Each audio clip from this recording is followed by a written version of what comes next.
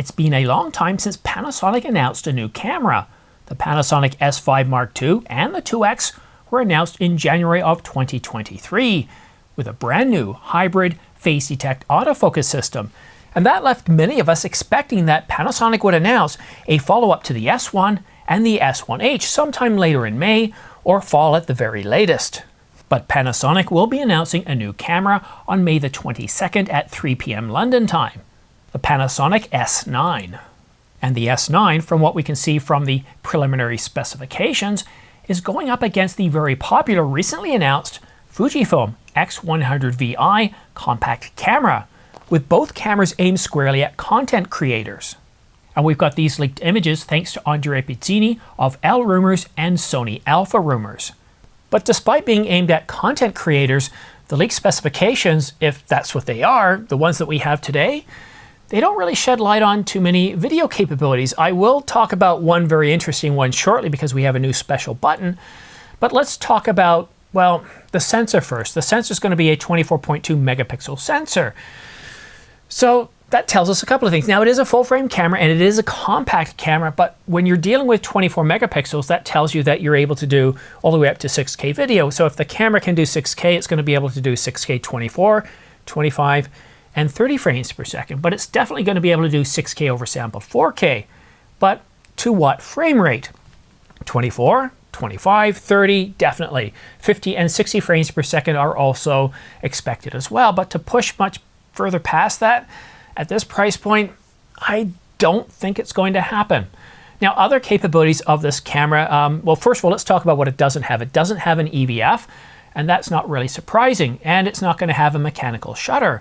But it does get some features that punch well above its weight. It has IBIS. That's a nice capability. It also has a LUT button. That's right, a LUT button. Now, we don't know exactly what this is going to do, but to be able to add our own LUTs as we're recording and log, that's kind of a big feature. And the articulating LCD is a given because after all, this is a vlogging camera.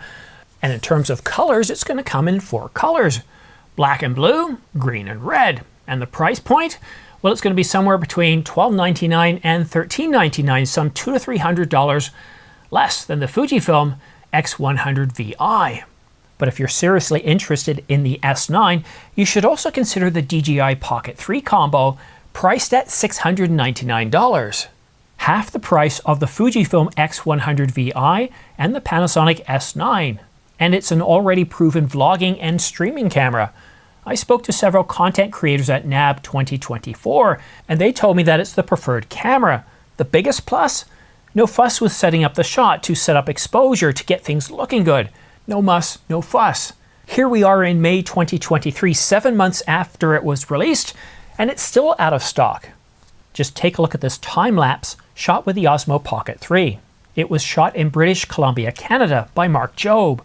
I want you to pay attention to how seamless it is transitioning from nighttime to daytime. No awkward shift in exposure. It's not underexposed in any way at any point, and it's not overexposed in any way at any point. Look at the clouds, look at the transition from the smokestacks. Everything just looks perfect. So if Panasonic wants to go boom with this camera instead of bust, they really need to pay attention not to cameras like the Fujifilm X100VI, but they need to take notice of the DJI Osmo Pocket 3 at $699 for the combo package. That's not the cheapest one, but at $699 for the combo package, which I highly recommend, you're getting an awful lot of capabilities. And just watch the reviews, read the reviews. The Osmo Pocket 3 is a solid camera, and I think when we look at the S9, we need to hold it up against this camera, the Osmo Pocket 3. But now it's time to turn our attention to deals of the week. Sony is once again offering a discount on the Sony a7R5 at $34.98, $400 off. You can also save $200 on the a7 IV, and you can also save $300 off the a7S III. And along with those camera deals, there's an awful lot of deals on lenses for Canon, Sony, basically all the camera manufacturers. So you might want to take a look right now because May is an incredible time for deals.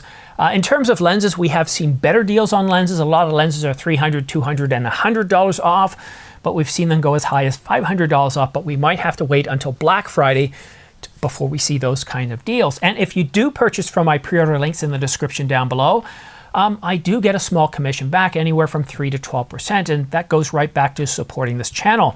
If you do click on my affiliate links, it doesn't take you to any strange third-party site. You don't have to put in any codes or anything else. It's just like if you were to purchase directly from B&H and Adorama yourself. You're buying yourself something, a nice treat, you're getting a discount, and I'm still getting that small commission. It doesn't come out of your price, the product you're purchasing. So you get to treat yourself and me at the same time.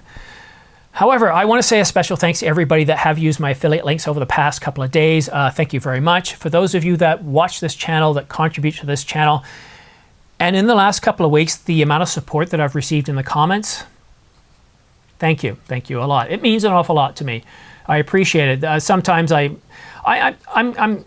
confused by some of the comments, because they'll say, why are you spending all these time talking about rumors? And well, that's what I've spent an awful lot of my time starting back in 2020. It's part of the thing that I do. So I don't understand why people blame ducks for quacking or dogs for barking. It's what they do, and it's one of the things I do. I do look forward to one day when I can retire in British Columbia myself, somewhere on the coast, where I can actually spend more time doing reviews. I've done 2 reviews already. One is scheduled to come out in June, and I've just started doing some B-roll for the 3rd one. Reviews take time, and I do look forward to doing more of those. I do look forward to spending 20, 30, and even 40 hours on a video. But for now, while I have my day job, I can't really do that as much. But for all of you supporting me, thank you so much. It's very much appreciated.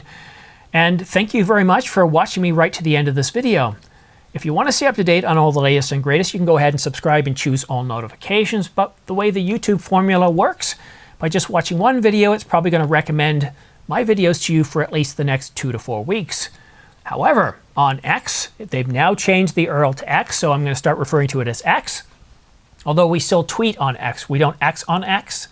Anyhow, if you want to follow me when I X on X, quite often I'll put out information on X that is, well, they're not quite big enough to have their own separate video, or I might just be talking about something I did during a given day. Maybe it's a shot I got, maybe I saw a UFO, or maybe I saw a rare bird and a perfect perch. Anyhow, thank you so much for watching. Thank you for watching to the end. Have yourself a great week, and we'll see you again soon.